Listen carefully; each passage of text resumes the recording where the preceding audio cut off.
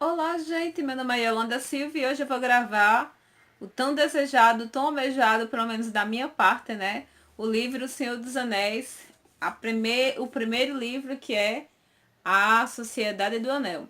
Eu vou mostrar para vocês os três livros, né? Aqui está a minha coleção, né? Volume um, volume 2, volume 3, que é composto pelo A Sociedade do Anel, né? Logo em seguida vem As Duas Torres, que eu amo, é a minha capa preferida. Quase que bati o batom. E aqui está, deixa eu ver se foca, o Retorno do Rei. Né? Eu estou aqui, como vocês podem ver, está marcada, estou no segundo livro, né? E é muito interessante a leitura. Já vi os filmes, não resisti, vi os filmes mais de uma vez, né?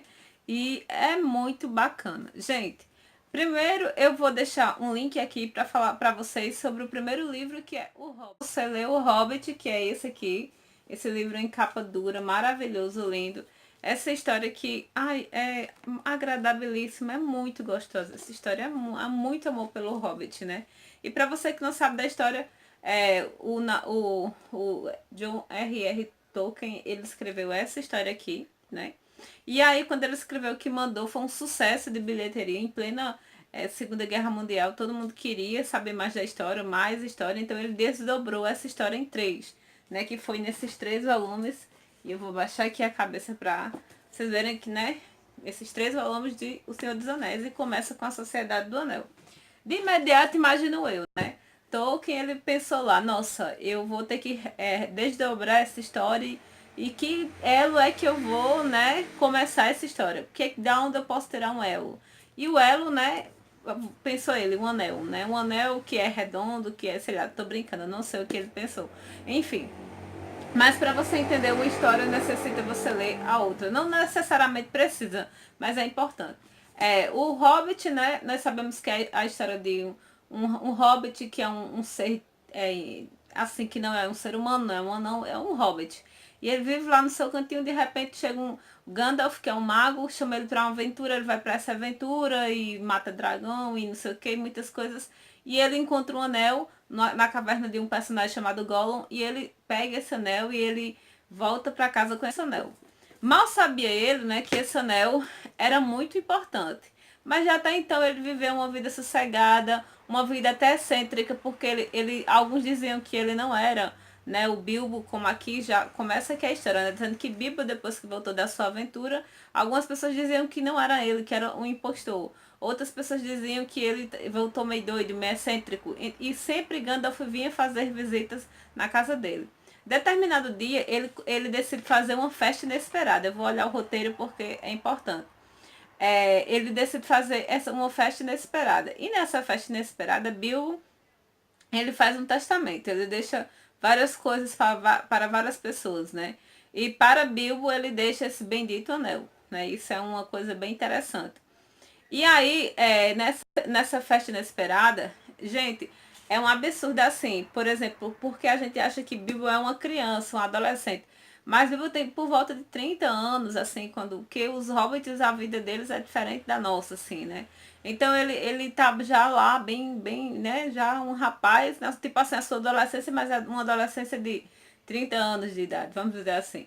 E nessa festa, né, Bilbo, ele faz uma parafernália lá muito interessante. Ele tá lá, aí ele começa a dizer, eu vou embora, vou viajar, vou para tal lugar. Bilbo sobe na mesa, né, fala de cada um dos seus parentes que o incomodavam, e de repente ele some, né? E há vários fogos de artifício, uns viram dragões e etc. E tá é bem interessante.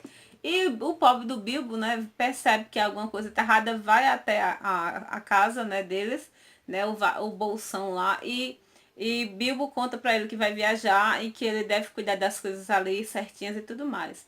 O pobre do Hobbit, do agora, do Frodo, né, que sai o Bilbo bolseiro, né, o Hobbit que era o personagem principal de O Hobbit, e entra agora o Frodo, que vai ser a personagem principal. Em relação ao narrador, a estrutura narrativa, o narrador não tem um narrador. Você vai ver vários focos narrativos. Tem um narrador em terceira pessoa que vai contar a história como sendo uma fábula, né, que está ali acontecendo há vários anos atrás. Depois, né, tem o próprio por exemplo, o narrador que é o próprio o Bilbo Bolseiro contando a sua história para Frodo, né? De repente, Frodo está ali desesperado porque o tio dele foi embora, ele ficou sem saber o que fazer da vida. Aí aparece Gandalf. O Gandalf sempre aparece nos momentos que você precisa, né? Ele é o anjo, como eu já falei na resenha de Bilbo. Gandalf, ele é um tipo anjo, ele é um descendente, né? Ele vem de uma terra, é como se fosse a terra de Deus, né? Um lugar muito especial de Ilúvatar. Então ele tem muitos poderes, mas ele não pode usar os poderes para fazer nada. Ele só pode influenciar a humanidade a escolher, a fazer a escolha certa. Então, né, depois que Bilbo vai embora, há um diálogo entre Bilbo. É muito grande, é muito descritivo essa parte do livro, né? Que é uma festa inesperada, o nome do capítulo. E aí, né, quando Bilbo vai embora, então Gandalf conta a história do anel para Frodo, né? E Frodo vai saber a responsabilidade que ele tem sobre si em relação ao anel. No momento, né, em que Gandalf conversa que o nome do capítulo é Sombra do Passado, Gandalf conta para Bilbo que ele deve sair numa missão para levar o anel, né, até o Vale de Valfenda, da casa do rei dos elfos Elrond, para que eles possam decidir o que iriam fazer com o anel. Eles têm que destruir o anel, porque o anel está sendo procurado pelo mal muito grande, que é um homem, que é um ser, né, chamado Sauron. Que esse ser, ele é um ser mágico. Então, no caso, o pobre do Bilbo não quer saber daquilo. Não quero me meter nessa, mas ó, você vai ter que ir e tudo mais. E aí, há um momento em que há dois diálogos interessantíssimos nesse início, nesse capítulo A Sombra do Passado. Há um momento em que Frodo entrega o anel para Gandalf e diz: por que você não destrói? Você é tão poderoso, Gandalf. Você pode destruir. E Gandalf olha pro anel e há um momento em que ele vira uma sombra gigantesca, assim, você sente aquela, na forma, assim, até assusta. E ele diz: se eu pegar o anel e eu usá-lo, ele vai se transformar um mal, porque eu iria obrigar as pessoas a fazer o bem. Isso remete muito para a questão de Deus, porque imagine só se Deus nos obrigássemos a ser bons. Então nós não teríamos a escolha, nós seríamos bons obrigados a fazer o bem sempre. Então isso acabaria se tornando mal. A obrigação de fazer o bem se tornaria um mal, praticamente é isso. E há um outro segundo momento que eu acho muito interessante também, é que quando o Gandalf conta para o Frodo que o seu tio Bilbo havia lutado com o Gollum, né, em relação ao anel, e Frodo disse: por que meu tio não matou o Gollum? Porque o Gollum, de certa forma, foi lá, né, contou a Sauron onde o anel estava e tudo mais. Aí Gandalf vai falar uma coisa que todo mundo que leu, viu o filme sabe a importância. Ele diz: olha, ele teve, é tipo uma palavrinha assim, ele teve pena, ele teve misericórdia, ele teve compaixão daquela criatura. Então, você não sabe o que isso pode redundar lá na frente, né? A sua escolha aqui pode reverter num grande processo lá na frente. E nós vamos saber que a misericórdia, né, a compaixão de Bilbo Bolseiro em relação ao personagem Gollum foi extremamente importante para o desenrolar da história, né? Eles dois conversando ali, Frodo e o Gandalf. Há um barulhinho na janela, quando eles olham, aparece um novo personagem da história, que é o Sam, né? Sam é o jardineiro de Frodo, e ele escuta a conversa e, de certa forma, Gandalf sabia que ele estava ali, sabia da lealdade de Sam, e ó, vamos também nessa empreitada aí, vamos embora. Então eles vão embora. Nesse momento, há dois outros personagens que também acabaram sabendo da história, porque o Frodo escreveu uma carta dizendo que ia sair, né, e fazer determinada coisa. E lá na frente eles seguem. Então, de imediato, as personagens principais que vão sair ali na história, né, é Frodo, é Sam, é Merry e Pippin, né, que são tipo primos de Frodo. E aí, neste momento, eles têm que sair de forma muito rápida, porque o espectro, os fantasmas dos reis, havia, se eu não me engano, 9 reis que eles se corromperam por causa do poder do anel. Então eles viraram espectros, viraram fantasmas. E eles vinham com os cavalos negros terríveis, né? E eles vieram ali na Vila dos Hobbits, e Frodo teve que correr, e começou uma jornada maluca atrás deles, né? E eles fugindo e pega, não pega. Há um momento que eles estão... quando sempre que a presença desses seres está próximo, o anel se revela, querendo voltar para o mal, porque o anel é o mal, né? Para voltar para Sauron. Eu vou já falar um pouco sobre a questão do anel na minha leitura, mas eu quero que vocês entendam o enredo da história, né? De imediato. E aí eles vão nessa aventura louca, correndo, fugindo. E que muita gente fala assim, nossa, o que tem a ver isso na história, né? Que sempre aparece um ser muito interessante na narrativa. De repente eles estão em um lugar lá, eles estão fugindo e tudo mais, eles vão parar na casa do Tom Bombadil, que é um ser maravilhoso. De acordo com a narrativa, diz que o único ser que jamais poderia ser contaminado pelo anel era Tom Bombadil e a sua mulher, que é não sei o que de ouro, maçã de ouro, sei lá, eu esqueci o nome dela agora. Jesus, esqueci o nome da personagem. Enfim, que ela é linda, ela é uma personagem que a gente se apaixona pelos dois. Ele vive cantando, é extremamente ligado à natureza, ele consegue falar com os animais, ele orienta tudo. Então, há um momentinho da narrativa que eles ficam ali protegidinhos, né? Mais ou menos protegidinhos. Mas logo em seguida eles têm que sair dali para lutar e tudo mais contra, né, nessa saga de levar o anel. É um momento muito infantil, vamos dizer assim, mas ao mesmo tempo grandioso, se você olhar nas entrelinhas, né, Tom Bombadil contando sobre a antiga, né, a era muito antes em relação ao anel. Chegam numa vila, né, depois de sair da casa de Tom Bombadil, eles atravessam o rio, chegam numa vila, e nesta vila, gente, né, está lá a Pip, Merry, Frodo e Sam falando muita besteira, e é um momento em que eu não vou contar que Frodo faz uma tremenda maluquice. Todos eles falam, né, os hobbits gostam muito de fumar e beber cerveja. E eles acabam fazendo uma tremenda besteira. E tem um personagem intrigante que tá lá sentado, com um chapéu assim meio assombreado, né? Só observando. E você acha que aquele cara vai fazer alguma coisa muito terrível com eles. Ai, gente, de repente, assim, né? Aparecem uns cabas lá pra pegar os quatro hobbits, né? E de repente aquela personagem vai, salva eles e leva para determinado quarto para protegê-los. E aí a gente pergunta, quem é você, quem é você? Aí, de antemão, havia uma orientação para que Frodo procurasse uma personagem, uma pessoa chamada Passo Largo, né? Então, Passo Largo aparece ali de imediato. Aí você começa a olhar a história desse Passo Largo. Esse Passo Largo tem vários nomes, que ele é um guardião de uma determinada ordem muito poderosa. Ele tem muitos anos de vida, apesar de parecer jovem, porque ele é de uma raça diferente.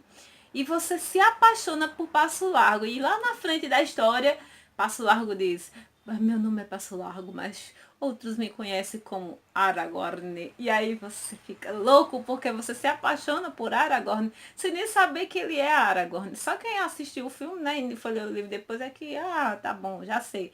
Mas enfim, você fica tão apaixonado, cativante. Quem é esse? Quem é esse Passo Largo? E aí, é Aragorn. E eu amo Aragorn. Pra mim, Aragorn, ele é um dos personagens assim que Aragorn. É ótimo, lindo. Além de lindo, é forte, é lindo. Eles estão ali correndo, louco, desesperados, né? E eles escutam uns passos, né? E eles querem fugir. De repente aparece, né, um personagem muito interessante na história que é Legolas, né? Que é um elfo cinzento, que ele é da floresta lá de Tendril, que ele é o filho, né, do rei elfo que lutou na Batalha dos Cinco Exércitos no primeiro livro, nos Hobbits, né? E essa personagem, ele chega assim, encontrei Legolas assim, como vamos dizer assim, na rua, na pista, né? Na pista, na rua, assim, na BR, né? Indo para para o buraco, né, de Sauron para derrubar o anel. E você vê que os personagens são assim, aparecem do nada, como se nada fosse oferecer, e de repente eles vão crescendo e você vai se apaixonando. E a primeiro momento assim, né, que aparece para ajudar de certa forma os personagens é o Legolas, né? E é muito interessante a forma como o Legolas aparece, mais lá na frente, aliás, né? Mais lá na frente para ajudar os hobbits num momento muito importante para que eles consigam chegar em Valfenda, né? é uma fuga, né, tremenda ali, né? É, outra personagem que aparece, né, também, que eu já falei antes, é o Legolas, né, que aparece também, que você se apaixona por Legolas sem nem saber quem é Legolas, né? Eu já falei isso aí, que é interessantíssimo essa passagem também. Então, gente, eles chegam lá na casa de Elrond e tem uma reunião, né? Em que tem vários tipos. Eu vou olhar na minha colinha aqui porque você sabe, né? Que nesse encontro lá, né, na casa de Elrond, todas as raças da Idade Média, da Terra-média estão lá. Por exemplo, o representante dos homens, o representante dos anões, o representante dos elfos, né? E ali uma raça que era improvável de estar ali, que eram os hobbits, né? E de repente chega Frodo, né? Até então na reunião não podia Merry, Pimp, Sam aparecerem ali. Somente Frodo fora convidado, mas só que ele vai lá, entrega o anel, coloca lá. E aí eles ficam discutindo quem é que vai entregar, quem é que vai levar. Aí Boromir, né, que é um representante dos homens, do rei do norte, ele decide que seria bom usar o anel contra Sauron. Sauron e, e, ai, deu um branco agora, pera um pouco. Reunião na casa de Elrond, né, entre que todos os representantes, como eu já falei, estão ali, o representante dos homens, o representante dos anões e o representante dos elfos e o Hobbit e Frodo, né? E eles ficam discutindo quem é que vai destruir o anel. Aí Boromir dá a ideia de não vamos destruir o anel, vamos usá-lo contra Sauron. Só que para quem sabe, quem já leu o Silmarillion ou não leu, não sei, alguém teve essa brilhante ideia lá na frente de usar o anel, né? E acabou se lascando, vamos dizer assim. Então, é indiscutível que o anel deve ser destruído. Então, Gimli, né, pega essa marreta, vou lá, dá uma marretada e não resolve nada. É bem parecido com o filme, vamos dizer assim. Mas o que é interessante, há muitas coisas no filme e no livro que são bem diferentes. Por exemplo, eu acho o filme muito injusto com o anão Gimli, né, que pra mim é maravilhoso. Mas vamos na cronologia da história. Naquela discussão toda, Frodo se levanta e diz, eu levo o anel, né? Gandalf olha para ela e diz, eu não posso esperar outra coisa de você. E aí, quando todos aqueles homens, né? Elfos gigantes, são homens grandes, né? Os anões maiores que os hobbits dizem assim, essa criatura vai levar, eu também vou. Então, Legolas se oferece, Aragorn é o primeiro, Aragorn oferece a sua espada a Frodo, a lealdade para destruir o mal, o anel. Depois Legolas também, Gimli também diz que vai e Boromir também vai. Então, de repente aparece, né, outras pessoas, né, que vêm, se entram naquela reunião para ir também nessa empreitada. E aí está formada a Sociedade do Anel. Né? Por isso que o primeiro tomo é a Sociedade do Anel. E aí eles vão nessa empreitada. Todo mundo olha assim neles saindo ali do Vale de Valfenda e diz, olha, bando de louco, vão para morrer. Olha só a situação. Um anão, um hobbit melhor que um anão, um elfo que é tão bonito que parece uma mulher, o Aragorn que nem sabe, ninguém sabe quem é, e aí vai, né? Então é muito interessante. Mas lá na frente há um momento muito importante na narrativa, é quando eles chegam lá na terra de Galadriel, né? Que é a rainha dos elfos, ela é linda, ela é maravilhosa. É interessante que todos os personagens passam pela tentação do anel. Por exemplo, logo no início da narrativa, quem passa é Gandalf, né? Gandalf não quer saber do anel. Ele só prova o que é o anel para Frodo. Mas na frente, né? O único que não quer nem chegar perto do anel é o próprio Aragorn. Ele nunca não quer nem saber. Para ele o anel tem que ser destruído e acabou a história. Ele não quer cometer o erro de alguém muito importante da vida dele no passado. E aí, mais na frente, lá, eu vou falar para vocês aqui a importância de Gimli na minha percepção. Por que eu amo tanto Gimli?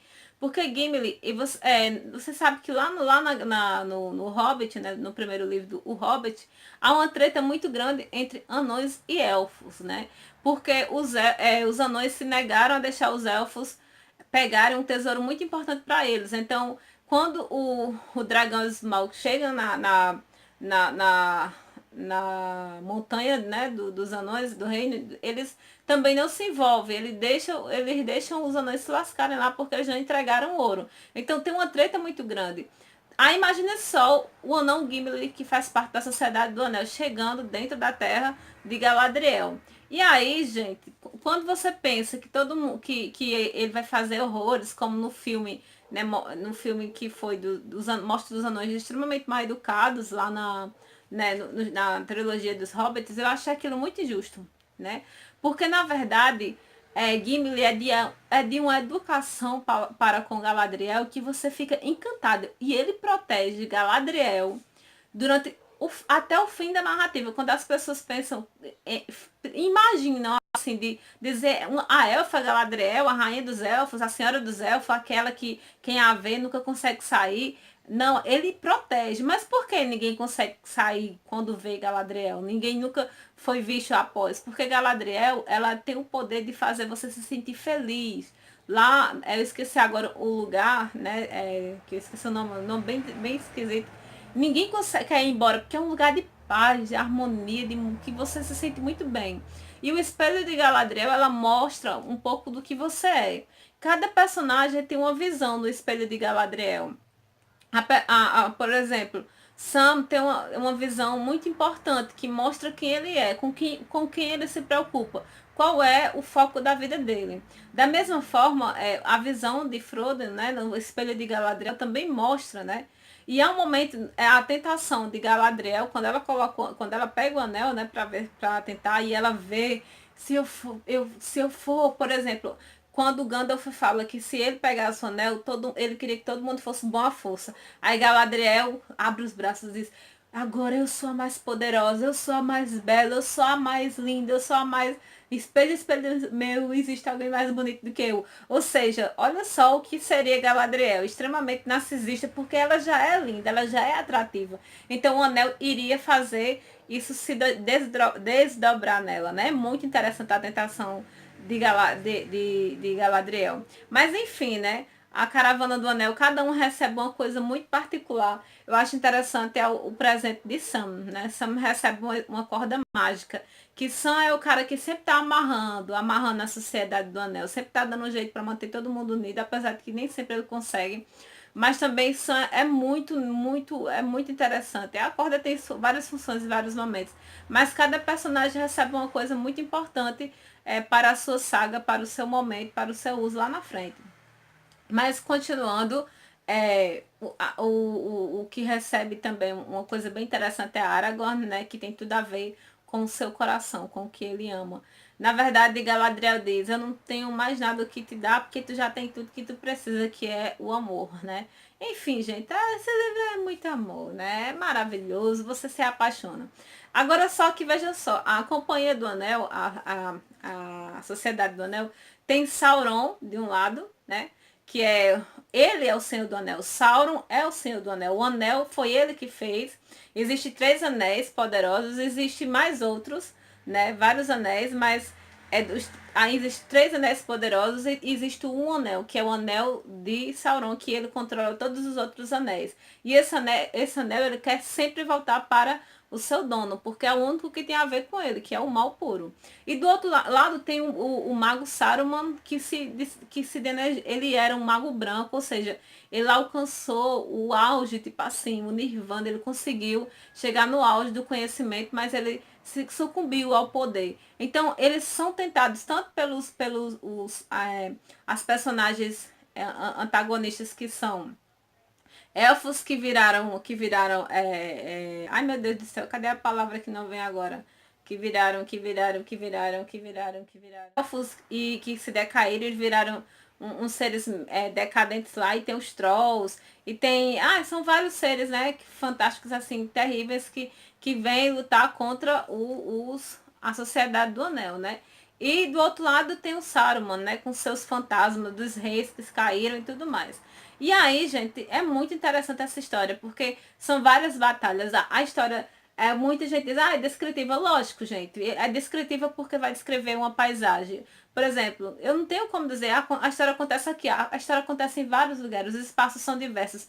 Vai desde a Vila dos Hobbits, vai desde a casa de Tom Bombadil, que é praticamente um jardim belíssimo, grandão, e aí vai para três vales, né, elfos, aliás, dois vales, o vale de Elrond e o vale de Galadriel, né, que é em cima, assim, das árvores é bem diferente. E aí não tem como você dizer, né, toda a Terra-média é o espaço em que acontece essa história. E a Terra-média é gigantesca, tem que descrever isso. E aí, continuando nessa história, cada um conta uma história. Por exemplo, algumas lendas que Aragorn, por ser muito velho, apesar de belo e jovem, é quem conta.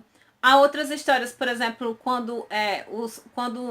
por exemplo, as árvores, né, que são os entes, os seres mágicos da floresta. Isso na verdade, no livro 2. Há momentos em que os hobbits vão explicar quem eles são, né, para aquelas pessoas diferentes que eles estão conhecendo. Então é bem isso. Estou confundindo agora as bolas. Mas no geral, né, essa é a história. É, cada um recebe, vai lá no espelho de Galadriel, recebem de certa forma a sua missão e eles vão em busca dessa missão, lutando por essa missão. E é interessante o que Galadriel fala para Boromir, né? Boromir é um personagem assim que ele tá sempre ali, né? É bem complicadinho, mas a gente ama Boromir também, né?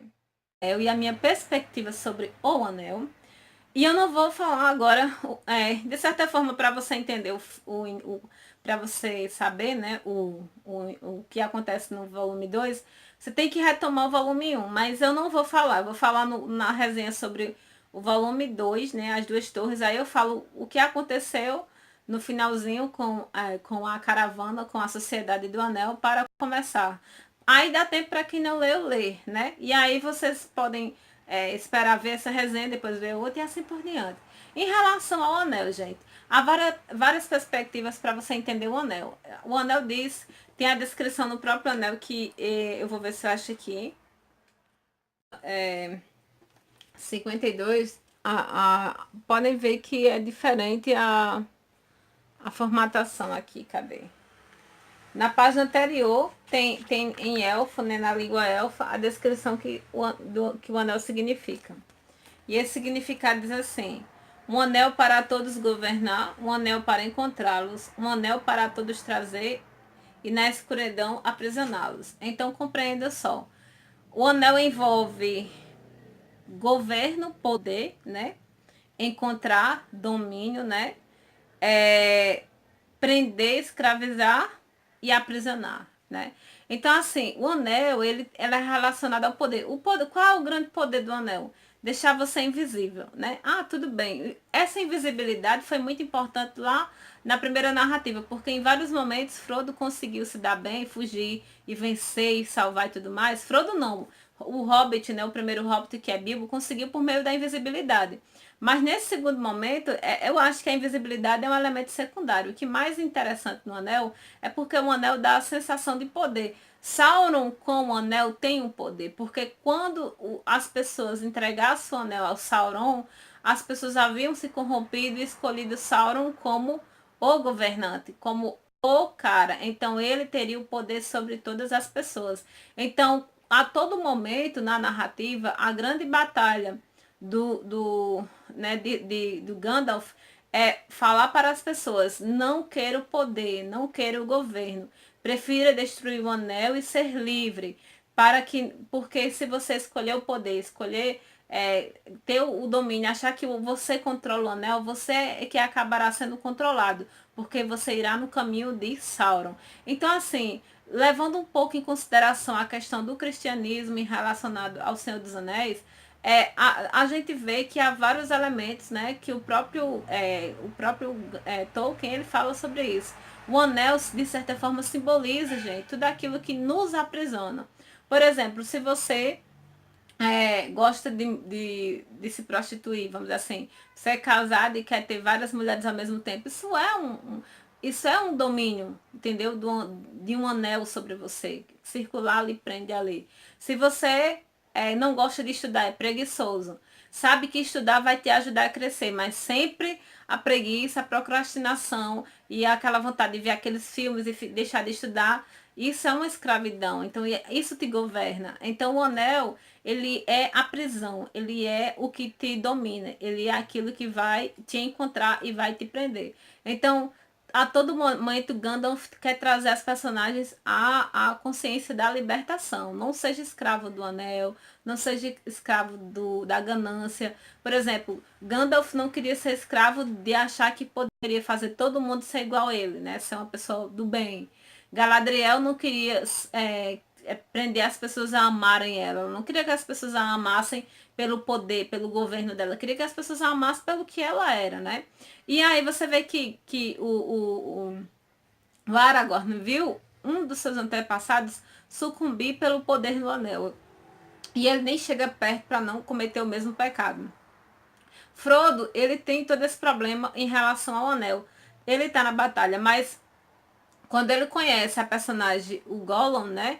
Ele vai saber que quem era o Gollum, que Gollum também, a gente vai ver mais na frente, que não é, eu quero falar agora, mas Gollum era uma pessoa, mas ele foi governado, escravizado pelo anel e ele se tornou uma criatura asquerosa. Ele só pensa no anel, o precioso, o precioso.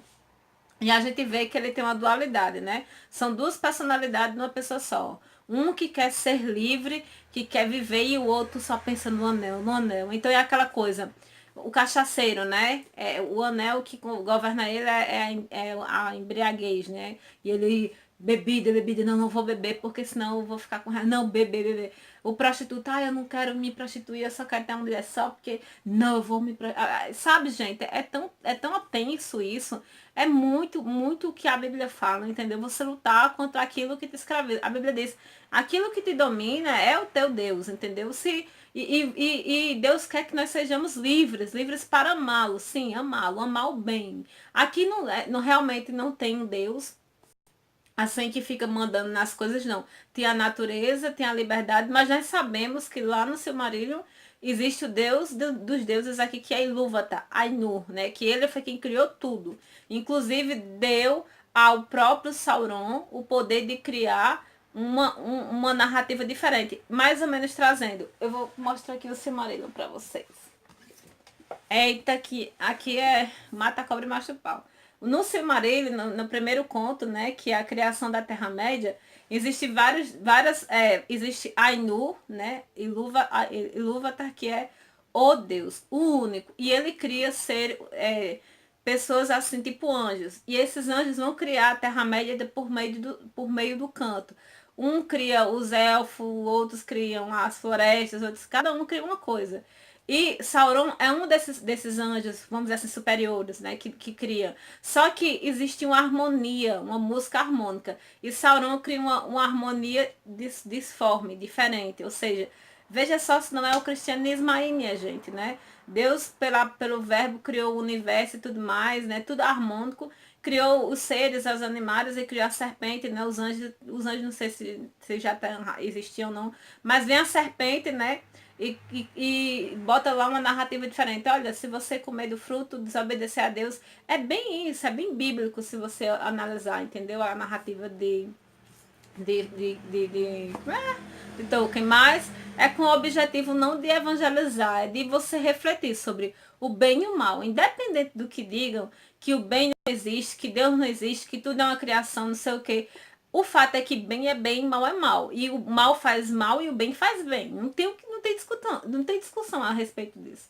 Então o anel é bem isso, né? E em relação, voltando assim para a narrativa, de certa forma, para não ficar muito gigante essa resenha, né? Eu amei o livro, eu estou no volume 2, eu tive que parar o ritmo, porque são muitas leituras para o doutorado, né? E eu queria fazer uma resenha, assim, comparando com a Bíblia, mas eu achei melhor não, vou fazer uma resenha do livro, depois eu quero reler com calma, fazendo esses paralelos, né? Mas enfim, a Sociedade do Anel, como ela se criou, foi assim. E o que eu acho interessante da Sociedade do Anel, não foi uma imposição, sabe? Legolas estava lá do outro lado, no reino de Tendril. Se eu não falar direito, me perdoe. Ele sabe que existe uma guerra contra o mal Sauron e ele sabe que pode haver grandes problemas para o mundo e ele se doa para essa guerra e ele vai na Sociedade do Anel. De certa forma, Aragorn ele tinha a responsabilidade de ir nessa empreitada. Gimli, que é o anão, é também um corajoso que não era obrigado a ir, mas ele vai lá, eu vou lutar e não quero nem saber. Boromir vai para supostamente vigiar que o guardião do anel, que é Frodo, vai realmente destruir, para não se sucumbir e tudo mais, né? Então, no fim das contas, gente, é uma narrativa maravilhosa. Você pode ler um capítulo é muito grande, mas vai lendo de pouquinho assim, 5 páginas para o teu filho, e teu filho vai querer ouvir um pouquinho mais e vai ser um momento maravilhoso. Todo mundo deve ler O Senhor dos Anéis. E obrigada por assistir até aqui. Até a próxima. Obrigada por assistir. Deixe seu like. É isso, A Sociedade do Anel. Obrigada.